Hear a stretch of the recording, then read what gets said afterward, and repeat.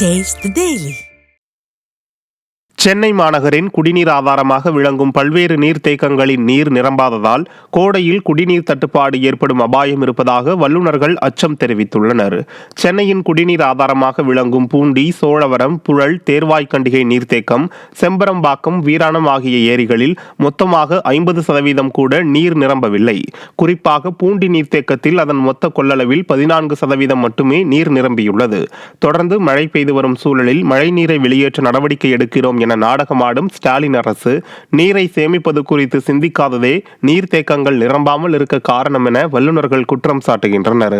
இந்த நிலை நீடித்தால் கோடை காலத்தில் நீர் தட்டுப்பாடு ஏற்படும் அபாயம் இருப்பதாகவும் வேதனை தெரிவிக்கின்றனர்.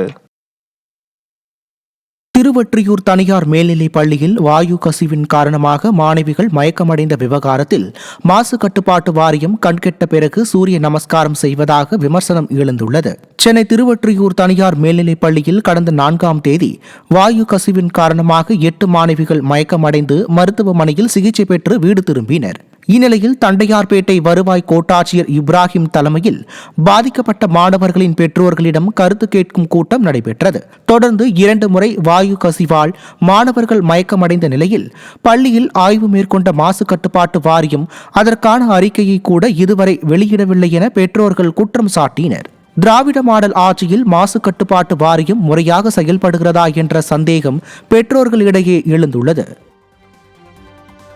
திண்டுக்கல் மாவட்டம் செம்பட்டி அருகே கணவரை தற்கொலை முயற்சிக்கு தூண்டியவர்களிடம் பணம் வாங்கிக் கொண்டு நடவடிக்கை எடுக்காத ஸ்டாலின் அரசின் ஏவல் துறையை கண்டித்து குழந்தைகளுடன் பெண் ஒருவர் காவல் நிலையத்தில் தர்ணாவில் ஈடுபட்டார். பழைய செம்பட்டியை சேர்ந்த எலக்ட்ரீஷியன் குணசேகரன் மற்றும் அவரது மனைவி முருகேஸ்வரி இருவரும் மகளிர் உதவிக்குழு பணத்தை பெற்றுக் கொண்டதாக கூறி சிலர் தம்பதி மற்றும் குழந்தைகளை தகாத வார்த்தைகளால் பேசி கொலை மிரட்டல் விடுத்ததாக கூறப்படுகிறது. இதனால் மனமுடைந்த குணசேகரன் வெள்ளிக்கிழமை இரவு விஷமருந்தி தற்கொலைக்கு முயன்றதில் உயிருக்கு ஆபத்தான நிலையில் மருத்துவமனையில் அனுமதிக்கப்பட்டுள்ளார். இதுகுறித்து செம்பட்டி காவல் நிலையத்தில் முருகேஸ்வரி புகார் அளித்த நிலையில் ஸ்டாலின் அரசின் ஏவல் துறையினர் எதிர்த்தரப்பிடம் பணம் பெற்றுக்கொண்டு வழக்கு பதிவு செய்யவில்லை என கூறி முருகேஸ்வரி தனது 3 குழந்தைகள் மற்றும் உறவினர்களுடன் செம்பட்டி காவல் நிலையத்தை முற்றுகையிட்டு தர்ணாவில் ஈடுபட்டார். ஞாயிற்றுக்கிழமைக்கு வந்து சொன்னாங்க, திங்கக்கிழமை விசாரிக்கிறோம் சொல்லி இப்ப திண்டுக்கல் ஆத்தூர்ல இருந்து இப்ப திண்டுக்கல் கூட்டு போயிட்டேன். இன்னும் விசாரிக்கிறோம் சொல்றாங்களே. எங்க வீட்டுக்காரர் சேர்த்திருந்தா இப்ப நாங்க விசாரிச்சுக்கிட்டே இருந்தா நான் பணத்தை வச்சுக்கிட்டே இருக்க முடியுமா? எனக்கு வந்து இதுக்கு ஒரு நீதி கிடைக்கணும். இல்லைன்னு சொன்னா என் பிள்ளை முட்டியோட வந்து நான் காலையில போல்டேஷன்ல வந்து இங்க வந்து தீ குளிக்காம நான் விடவே மாட்டேங்க சார். எனக்கு அதேங்க சார் உண்மை. போலீஸ்காரங்க காசை வாங்கிட்டா அவங்களுக்கு ஒரு சாதனை, எங்களுக்கு ஒரு சாதனை. எதுக்கு பேசுறாங்க?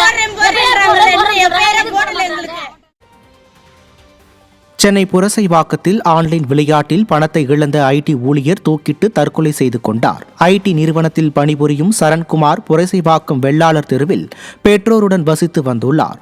பெற்றோர் வெளியூர் சென்றிருந்த நிலையில் வீட்டில் தனியாக இருந்த சரண்குமார் வாட்ஸ்அப் மூலம் தனது தோழிக்கு மெசேஜ் அனுப்பிவிட்டு தூக்கிட்டு தற்கொலை செய்து கொண்டுள்ளார். சரண்குமாரின் வீட்டுக்கு வந்த தோழி சரண்குமார் தூக்கில் தொங்கியதை பார்த்து அளித்த தகவலை அடுத்து போலீசார் உடலை மீட்டு விசாரணை மேற்கொண்டனர். அப்போது சரண்குமாருக்கு ஆன்லைன் ரம்மி, பிட்காயின் உள்ளிட்ட விளையாட்டுகளில் 60 லட்சம் ரூபாய்க்கு மேல் கடன் வாங்கி விளையாடியதும் கடனை திருப்பிச் செலுத்த முடியாத விவகாரத்தில் தற்கொலை செய்து கொண்டதும் தெரிய வந்துள்ளது.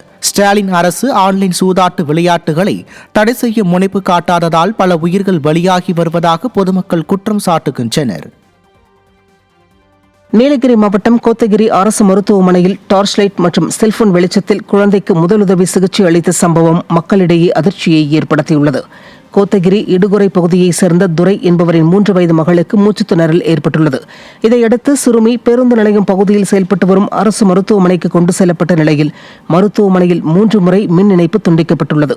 இதனால் மருத்துவர்கள் டார்ச் லைட் மற்றும் செல்போன் வெளிச்சத்தில் குழந்தைக்கு முதலுதவி சிகிச்சை அளித்தனர். இதுகுறித்த வீடியோ காட்சிகள் வெளியாகி பொதுமக்களிடையே அதிர்ச்சியை ஏற்படுத்தியுள்ளது. திறனற்ற திமுக ஆட்சியில் வெற்றி விளம்பரம் செய்யும் மாரத்தான் அமைச்சர் இதுபோன்ற அவலங்களை கண்டுகொள்வதில்லை என குற்றம் சாட்டியுள்ள மக்கள் திமுக ஆட்சியில் அரசு மருத்துவமனைகளின் நிலை நாளுக்கு நாள் மோசமாகிக் கொண்டிருப்பதாக வேதனை தெரிவித்திருக்கின்றனர்.